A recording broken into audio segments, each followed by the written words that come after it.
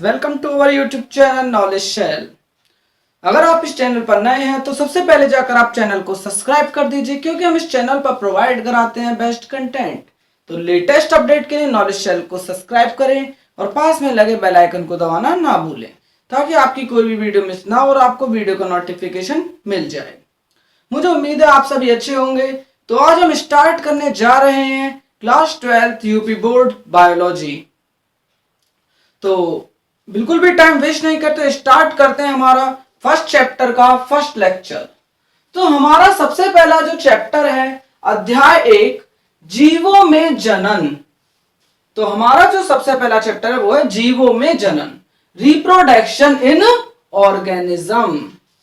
जीवों में जनन, जैसे कि हमने क्लास 10th में पढ़ा था कि जो जीव है वो दो प्रकार से जनन करते हैं, लैंगिक जनन, अलैंगिक जनन। जनन एक ऐसी प्रक्रिया होती है जिसमें जीव अपने जैसे औरों को उत्पन्न करते हैं। तो हमने ये सब पढ़ा था। तो हम क्लास 12th में उसी चीज को और बड़े स्तर पर पढ़ेंगे। तो सबसे पहले हमारा टॉपिक आता है जीवन अवधि, जिसे हम लाइफ स्पैन कहते हैं। तो जीवन अवधि क्या चीज है?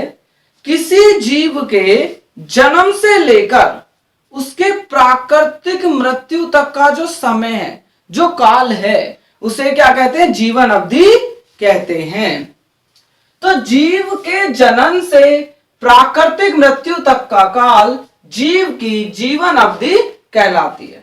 अगर सपोज करिए उसकी प्राकृतिक मृत्यु ना हो, किसी दुर्घटना में, किसी एक्सीडेंट में अगर उसकी मृत्यु हो जाती है, तो उसे हम जीव की जीवन अवधि नहीं कहेंगे। अब सपोज करिए एक व्यक्ति था, कार में जा रहा था, 28 साल की उम्र का था और वो एक्सीडेंट हुआ और उसकी मृत्यु हो गई। तो 28 साल जो उस जीव की जीवन अवधि नहीं कहलाएगी। ठीक है। तो जीवन अवधि क्या होती है? उसके जन्म से प्राकृतिक मृत्यु तक का जो समय होगा वो जीवन अवधि कहलाएगी। जीवन अवधि कम से कम एक दिन से लेकर ज्यादा से ज्यादा 1000 वर्ष तक हो सकती है। जीवन अवधि जो होती है वो एक दिन से लेकर के कम हजारों वर्ष तक की हो सकती है। भाई कुछ जीव है जो 1-2 दिन ही जीते हैं, जैसे मच्छर वगैरह हुए, हमारी कुछ मक्खी हुई, 1-2 दिन जीते हैं। लेकिन हमारे जैसे बहुत सारे पेड़ पौधे वगैरह जो हैं, जैसे पीपल का पेड़ हुआ, वो हजारों वर्ष तक जी सकते हैं। तो देखिए, जीवन अवधि आकार पर निर्भर नहीं करती है। जीवन अवधि जो है वो आकार पर निर्भर नहीं करती है कि जीव के शरीर का आकार कितना बड़ा है, उस चीज पर जीवन अवधि निर्भर नहीं करेगी। उदाहरण के लिए अगर मैं देखूं, जैसे कौआ है और तोता, तो कौए का और तोते के आकार में ज्यादा अंतर नहीं है, लेकिन अगर हम उनकी जीवन अवधि को देखें तो कौआ केवल 15 साल तक जी सकता है, लेकिन तोता 140 वर्ष तक जी सकता है।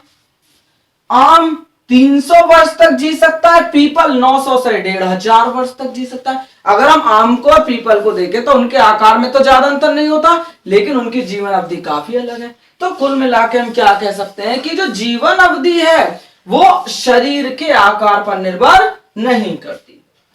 एक कोशिकीय जीवों को छोड़कर कोई भी जीव अमर नहीं है। एक कोशिकीय जीव की प्राकृतिक मृत्यु नहीं होती।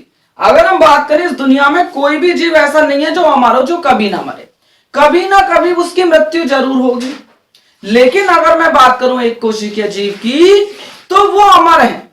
हम उन्हें अमर क्यों कहते हैं भाई? क्योंकि एक कोशिकीय जीव की प्राकृतिक मृत्यु नहीं होती है। तो इस चीज को मैं तुम्हें समझाता हूं। देखिए, इस प्रकार से समझेंगे, जैसा हमारा ये क्या है, मैंने एक अमीबा बना लिया। ठीक है। अब ये जो अमीबा है ये कोशिका विभाजन करेगा। देखिए इस तरीके से। तो यहां पे अगर मैं देखूं तो हमारा अमीबा जो है वो कोशिका विभाजन करता है। कोशिका विभाजन के द्वारा प्रजनन करेगा और हमारे 2 अमीबा बन जाएंगे। एक अमीबा ये रहा और एक अमीबा ये रहा। तो अगर मैं देखूं तो भाई देखो, अब हमारे जो 2 डॉटर अमीबा तो बन गए। ठीक है, 2 हमारे अमीबा बन गए, लेकिन अब जो पेरेंट था, जो जनक था, वो अमीबा कहां है? Where is? तो उस अमीबा की तो हमें पता ही नहीं। वो जो अमीबा था उसका तो अस्तित्व भी समाप्त हो गया, 2 नए अमीबा भी बन गए। तो तो मतलब इस जो जीव थी, एक कोशिकीय जीव जो होते हैं उनकी प्राकृतिक मृत्यु नहीं होती, उनका अस्तित्व खत्म हो गया। देखिए अब ये अमीबा था, लेकिन अब ये अमीबा दो में विभाजित हो गया, तो मैं कहूंगा इसका जो जनक अमीबा था इन दोनों का, वो कहां है? ठीक है, तो हमारे एक कोशिकीय जीव जो होते हैं उन्हें छोड़कर कोई भी जीव अमर नहीं है। एक कोशिकीय जीव क्यों अमर है? क्योंकि इनकी प्राकृतिक मृत्यु नहीं हुई। ये जो जीव था ये खुद से विभाजित होकर दो में टूट गया, ठीक है, और जो जनक अमीबा था उसकी पता नहीं। ठीक है, तो आगे देखिए, यह जीव की पर्यावरणीय शारीरिक स्थिति पर निर्भर करता है जिसमें जीव रहता है। तो हमारा जीव की जीवन अवधि कितनी होगी, वो जीवन अवधि निर्भर करती है पर्यावरणीय स्थिति पर। मतलब जो उसका पर्यावरण है, मतलब जिस माहौल में वो रहता है वो माहौल कैसा है, ठीक है, वहां पर किस प्रकार से के जीव रहते हैं, ठीक है, इन सब चीजों पर निर्भर करती है।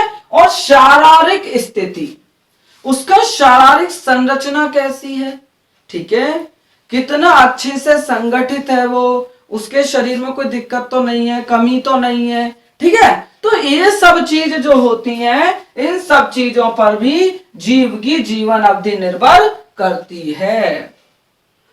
कुछ जीवों की अनुमानित जीवन अवधि, तो हमारी एनसीईआरटी के अंदर हमें चित्र दे रखा है पूरा, उसके अंदर कुछ की जीवन अवधि लिख रही है, कुछ की नहीं लिख रही, तो हम वो देख लेते हैं इसकी कितनी होती है। जैसे हाथी 60 से 90 वर्ष की आयु तक जीता है, ठीक है, गुलाब 5 से 7 वर्ष, कुत्ता 10 से 12 वर्ष, तितली 1 से 2 हफ्ते तक जीती है, कौआ 15 वर्ष तक जी सकता है, केला 25 से 30 वर्ष, गाय 20 से 30 साल जी सकती है, तोता 140 साल बहुत है, मगरमच्छ 60 वर्ष तक, घोड़ा 60 वर्ष, फल मक्खी जिसे हम फ्रूट फ्लाई के नाम से भी जानते हैं, क्या, फ्रूट फ्लाई, वो 2 से 3 महीने तक जीवित रह सकती है।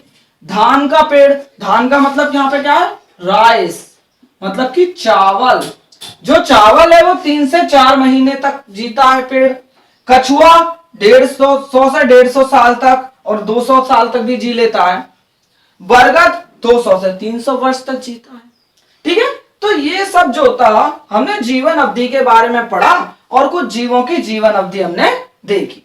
आगे तो बात करते हुए देखिए, अब जीव की मृत्यु होनी है, लेकिन अगर मैं देखूं तो इस संसार में लाखों सालों से जीव तो बने हुए हैं, हजारों प्रकार के पौधे, हजारों प्रकार के कीड़े मकोड़े हैं, तो भाई कोई ना कोई प्रक्रिया तो ऐसी होगी जिसकी वजह से निरंतरता बनी हुई है जीवों की, ठीक है। तो कोई ना कोई प्रक्रिया तो ऐसी होगी जिसकी वजह से जीवों की निरंतरता बनी हुई है, तो वो प्रक्रिया क्या है, जनन, ठीक है, जिसे हम रिप्रोडक्शन भी कहते हैं। तो प्रत्येक जीव अपने समान ही नई जीव संतति उत्पन्न करता है, इस क्रिया को जनन कहते हैं। तो जनन क्या है, जनन एक ऐसी क्रिया है जिसके द्वारा जीव अपने जैसे औरों को क्या करता है, पैदा करता, उत्पन्न करता है। जनन के द्वारा पीढ़ियों में निरंतरता बनी रहती है तथा किसी जीव की मृत्यु होने पर भी उसकी जाति का अस्तित्व बना रहता है। तो यहाँ पे क्या कह रहे हैं कि भाई देखिए, अब कुछ समय बाद जीव की मृत्यु हो जाएगी, भाई हजारों साल बाद कह लो, ठीक है, या फिर 100 साल बाद कह लो, भाई कुछ समय बाद तो उसकी जीवन अवधि खत्म हुई, उसकी मृत्यु हो जाएगी, लेकिन फिर भी क्या रहेगा, उसकी पीढ़ी की निरंतरता बनी रहेगी, उसका अस्तित्व बना रहेगा। उसका किस प्रकार, कौन सी प्रक्रिया के द्वारा, जनन की प्रक्रिया के द्वारा। तो जनन के द्वारा क्या होता है, पीढ़ियों में निरंतरता बनी रहती है, निरंतरता मतलब कंटिन्यूटी बनी रहती है, तथा किसी जीव की मृत्यु होने पर भी उसका जो अस्तित्व है, उसकी जाति का जो अस्तित्व है वो समाप्त नहीं होता है। जैसे अब मान लो ये एक जीव था, ठीक है, ये एक जीव था, इस जीव ने क्या करा, अब देखिए ये एक जीव था, ठीक है, अब क्या होगा, अब ये जो संतति है भाई ग्रो करेगी, मैच्योर होगी और बाद में फिर ये जनन करेगी और नया जीव बना देगी। तो इस प्रकार से ये जो साइकिल है, जन्म, परिपक्व होना, मैच्योर होना और फिर मृत्यु हो जाना, इस प्रकार से जीवन चक्र चलता रहता है। तो अब बात करते हैं, नोट देखिए, जीव किस प्रकार जनन करता है। भाई देखो, जीवों के जनन के भी अलग अलग तरीके हैं। तो जीव हमारा जनन किस प्रकार करेगा वो निर्भर करता है उसके वास, कि वो कहां पर रहता है, उसका निवास स्थान कहां है, उसकी आंतरिक शारीरिक क्रिया विज्ञान, उसकी जो आंतरिक शारीरिक क्रिया विज्ञान है, मतलब कि हमारे पाचन हुआ, ब्लड सर्कुलेशन हुआ, परिसंचरण तंत्र हुआ, श्वसन तंत्र हुआ, ये किस प्रकार के हैं, किस प्रकार से कार्य करते हैं, ये सभी चीजें तथा अन्य कई कारकों पर निर्भर करता है। तो जीव का जो जनन करना है कि वो कौन सी प्रक्रिया के द्वारा जनन करेगा, वो निर्भर करेगा उसके वास स्थान पर, कि वो किस जगह पर रहता है और उसकी जो इंटरनल फिजियोलॉजी, मतलब आंतरिक शारीरिक क्रिया विज्ञान कैसी है, उस पर निर्भर करता है। अब बात करते हैं जनन के प्रकार। भाई जनन जो है हमारी वह प्रक्रिया जिसके द्वारा जीव अपने जैसे पैदा करेगा, वो उसके कितने प्रकार होते हैं। तो मैं देखूं तो जनन दो प्रकार के होते हैं, एक अलैंगिक जनन और एक लैंगिक जनन। हम बहुत समय से पढ़ते भी आ रहे हैं। तो देखिए, सबसे पहला है अलैंगिक जनन, जिसे हम क्या कहते हैं, एसेक्सुअल रिप्रोडक्शन कहते हैं। तो एसेक्सुअल रिप्रोडक्शन में क्या होता है, अलैंगिक जनन में क्या होता है कि एक अकेला जीव दूसरी पीढ़ी उत्पन्न करने के सक्षम होता है। मतलब एक अकेला जीव जो है ना, वो बच्चे पैदा कर सकता है, उसे दो की आवश्यकता नहीं है, अकेला। तो एकल जीव, ठीक है ना, एकल जनक होता है। तो अलैंगिक जनन में कितने जनक होगा, एकल, अकेला। युग्मक बन भी सकते हैं या नहीं भी। भाई अलैंगिक जनन में जो युग्मक होते हैं उनका निर्माण हो भी सकता है या नहीं भी हो सकता। अब जैसे देखिए, अब युग्मक का निर्माण हमने तो सुनी है कि भाई नहीं होता है अलैंगिक जनन में, ठीक है। लेकिन अब मैं अगर देखूं तो देखिए, जब अमीबा बहुखंडन विधि द्वारा जनन करेगा ना, तो बहुत सारे सूक्ष्म अमीबा उत्पन्न करता है, जिन्हें हम युग्मक कहते हैं। तो देखिए, अब मैं बात करूं तो बहुखंडन विधि जो है वो अलैंगिक जनन का एक तरीका है, जिसे हम अगले लेक्चर के अंदर स्टडी करेंगे, पढ़ेंगे। ओके, तो आपको याद रखना है कि जब अमीबा में बहुखंडन होगा तो जो छोटी छोटी संरचना बनेंगी, सूक्ष्म अमीबा बनेंगे, उनको युग्मक कहते हैं। ये जो युग्मक बने और जो लैंगिक जनन में युग्मक बनते हैं, इनमें काफी ज्यादा अंतर होता है। किलोन बनते हैं। तो अलैंगिक जनन जब होता है तो उसमें क्या बनते हैं, किलोन बनते हैं। किलोन का मतलब क्या है, जो संतान अलैंगिक जनन में पैदा होगी, वो संतान की जो संरचना है, बिल्कुल ठीक है, वो बिल्कुल हूबहू किसके जैसी होगी, उनके जनक के जैसी होगी। उनके अंदर कोई भी विविधता पैदा नहीं होगी, कोई वेरिएशन पैदा नहीं होगी। अब जैसा उदाहरण के लिए अगर मैं देखूं, अगर एक नर थी, एक मादा था, मैं मादा मनुष्य, नर मनुष्य, तो जब उनकी संतान उत्पन्न हुई तो वो बिल्कुल उनके माता पिता जैसी नहीं थी, थोड़ी बहुत विविधता थी। लेकिन अलैंगिक जनन में क्या होता है, बिल्कुल विविधता नहीं होती है, और ऐसी संतानों को क्या कहते हैं, क्लोन कहते हैं। अब जैसे देखिए, ये एक जनक है, तो जब इसने विभाजन करा, कोशिका विभाजन करा, या फिर हम कहें अलैंगिक जनन करा, तो उसके बाद क्या बने, दो बने, उसकी संतानें दो हुई, एक ये रही और एक ये रही। तो ये जो संतानें कैसे होंगी, देखो आपस में भी एक दूसरे के बिल्कुल समान होंगी और साथ ही साथ अपने जनक के भी समान होंगी। तो ऐसों को हम क्या कहते हैं, क्लोन कहते हैं। ऐसी संतानों को क्लोन कहते हैं। निषेचन नहीं होता है। भाई जब युग्मक ही नहीं बनेंगे तो निषेचन भी नहीं होगा। नर और मादा युग्मक एक दूसरे के साथ जुड़ करके युग्मनज जायगोट का निर्माण नहीं करेंगे। इनमें क्या होता है, विविधता उत्पन्न नहीं होती है। इसका मतलब क्या हुआ, जो उनकी संतान पैदा हुई वो बिल्कुल हूबहू कैसी होगी, अपने जनक के जैसी होगी। उदाहरण के लिए अमीबा, पैरामीशियम आदि में हमें अलैंगिक जनन देखने को मिलता है। अब हमारा अगला है लैंगिक जनन।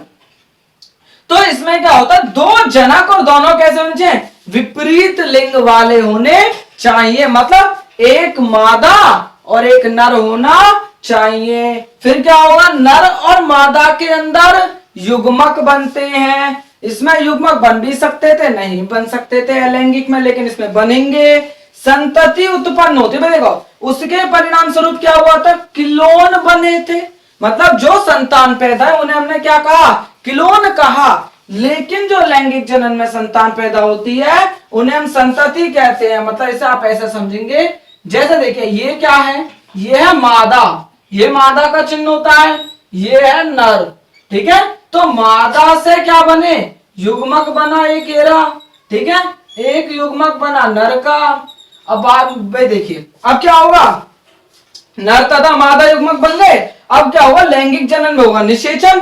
तो ये नर और मादा युग्मक एक साथ मिलेंगे और यहाँ पे निषेचन हो जाएगा, और निषेचन के परिणाम स्वरूप क्या बन जाता है, जाइगोट बन गया, ठीक है। अभी जाइगोट बनने के बाद ये जाइगोट एक जीव में बदल जाएगा, तो हम क्या कहेंगे इसे, ये जो जीव बना इसे हम कहेंगे संतति, ठीक है। संतति में क्या होता है, विविधता भी पैदा होती है, ठीक है। जो क्लोन था उसमें विविधता नहीं थी, लेकिन संतति में विविधता भी होंगी उत्पन्न। संतति किसके परिणाम स्वरूप बनता है, लैंगिक जनन के परिणाम स्वरूप बनती है। और हमारा जो क्लोन है किसके परिणाम स्वरूप बनता है, अलैंगिक जनन के परिणाम स्वरूप बनता है। याद रखना, बहुत ज्यादा मुख्य अंतर है ये, ठीक है। निषेचन होता है, हमने देखा यहाँ पर निषेचन हो गया, नर और मादा युग्मक में विविधता उत्पन्न होती है, इनके अंदर विविधता भी होगी। जैसा आप देख सकते हैं, जो मनुष्य के अंदर उनका जो बच्चा होता है वो बिल्कुल हूबहू ना तो माँ जैसा होता है ना बाप जैसा होता है, थोड़ी बहुत अंतर भी होता है, थोड़ी बहुत समान कैरेक्टर भी होते हैं। तो मतलब उनके अंदर क्या है, विविधता पैदा होती है। उदाहरण के लिए मनुष्य, पक्षी आदि के अंदर हमें लैंगिक जनन देखने को मिलता है। तो हमारा ये जो लेक्चर है यहीं पर फिनिश होता है। मुझे उम्मीद है आपको लेक्चर पसंद आया होगा। अगर आपको वीडियो अच्छी लगी हो तो वीडियो को लाइक करें, शेयर करें और चैनल को सब्सक्राइब करें। और अगर आपका इस लेक्चर से संबंधित कोई भी अगर आपका डाउट है तो आप मुझे कमेंट बॉक्स में कमेंट करके पूछ सकते हैं, मैं डेफिनेटली आपका डाउट क्लियर करूंगा। Thank you.